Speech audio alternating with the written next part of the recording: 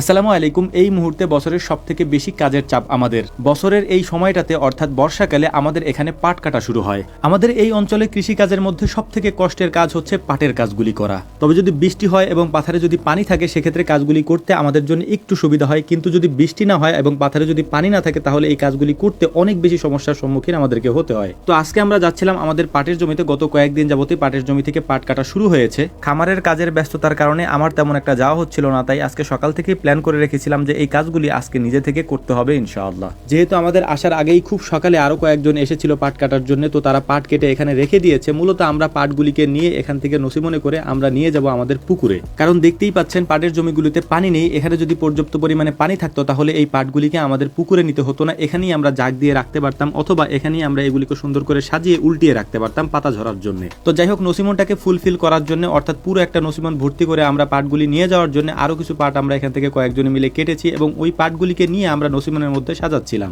গুড়ি গুড়ি বৃষ্টি হচ্ছে, এর পাশাপাশি ভ্যাপসা গরম, এর মধ্যেই এই কাজগুলি আমাদেরকে করতে হচ্ছিল। শুধু আমাদেরকে না, আমাদের আশেপাশে আপনি যেদিকেই তাকাবেন শুধু পাটই দেখতে পারবেন। তো সবাই এই কাজগুলি করছিল, তো সবারই এই কাজগুলি করতে অনেক কষ্ট হয় এই সিজনে, যেহেতু বৃষ্টি কাদার মধ্যে এই কাজগুলি করতে হয়। এর পাশাপাশি যদি রোদ ওঠে সেক্ষেত্রে আরো কষ্ট হয়। নসিমনটাকে আমরা সাজাচ্ছিলাম, কাজের ফাঁকে আমাদের খাবার আসার কথা, কিন্তু খাবার যখন আসতেছিল না আমরা অপেক্ষা করছিলাম। তো ওরা কয়েকজনে মিলে আমাদের পাশে যে কচু ক্ষেত আছে এই কচু ক্ষেত থেকে ওরা কিছু লতি তুলতেছিল। আলহামদুলিল্লাহ আমাদের এই কচু ক্ষেত থেকে আমরা বেশ কিছু লতি তুলেছি গত কয়েকদিনে, কারণ এটা যখন আমরা পরিষ্কার করেছিলাম, পরিষ্কার করার পর এখানে পানি চলে এসেছে। পানি আসার আগ পর্যন্ত যত লতি আমরা তুলেছি বা এখনো পর্যন্ত হচ্ছে, তাতে আশা করতেই পারি যদি এখানে পানি না আসতো তাহলে আমরা অনেক বেশি লতি এখান থেকে এবছর তুলতে পারতাম। তো যাই হোক, আলহামদুলিল্লাহ আমাদের দুপুরের খাবার চলে আসার পর মূলত আমরা খাওয়া দাওয়া করে তারপর বাকি কাজগুলি অর্থাৎ এখানে বাকি কিছু পাট রয়েছে এই পাটগুলিকে নসিমের মধ্যে সাজিয়ে আমরা নিয়ে যাব। আমি আগেই বলেছি যে পুকুরে আমরা এই পাটগুলিকে জাগ দেবো অর্থাৎ ভেজাবো, সেখানে আমরা এই পাটগুলিকে নিয়ে যাব ইনশাআল্লাহ। একটা গুরুত্বপূর্ণ কথা গত কয়েকদিন ধরে আপনাদেরকে আমি বলে আসতেছি, যেটা আমি আবারও বলছি আজকে, সেটা হচ্ছে যে আপনারা যারা আমাদের এখানে আসতে চান বা আমাদের খামারে যারা আসতে চান তাদের কাছে আমার বিনীত অনুরোধ থাকবে আমাদের সাথে যোগাযোগ না করে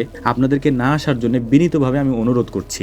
এই মুহূর্তে যেহেতু আমাদের অনেকগুলো প্রজেক্ট বাহিরে, তাই আমাদের তেমন একটা খামারে থাকা হয় না। আপনি যদি হঠাৎ করে না জানিয়ে আসেন তাহলে আমাদের সাথে আপনার দেখাও হবে না, কারণ আমি যদি খামারে না থাকি তাহলে কেউ খামার পরিদর্শন করাবে না। এটা খুব স্বাভাবিক একটা ব্যাপার, যেহেতু আমি এখানে উপস্থিত থাকলে আমার বিষয়টা সম্পূর্ণ আলাদা, আমি আপনাদেরকে ঘুরিয়ে ঘুরিয়ে দেখাতে পারি। আমি আবারও অনুরোধ করে বলছি, আশা করি আমার কথাগুলি বুঝতে পেরেছেন। তো যাই হোক, আলহামদুলিল্লাহ আমরা পাটগুলিকে আমাদের নসিমনের মধ্যে সাজিয়ে সুন্দর করে আমরা চলে এসেছি পুকুর পাড়ে, অর্থাৎ আমরা এই পুকুরের মধ্যেই পাটগুলিকে এখন নামাবো।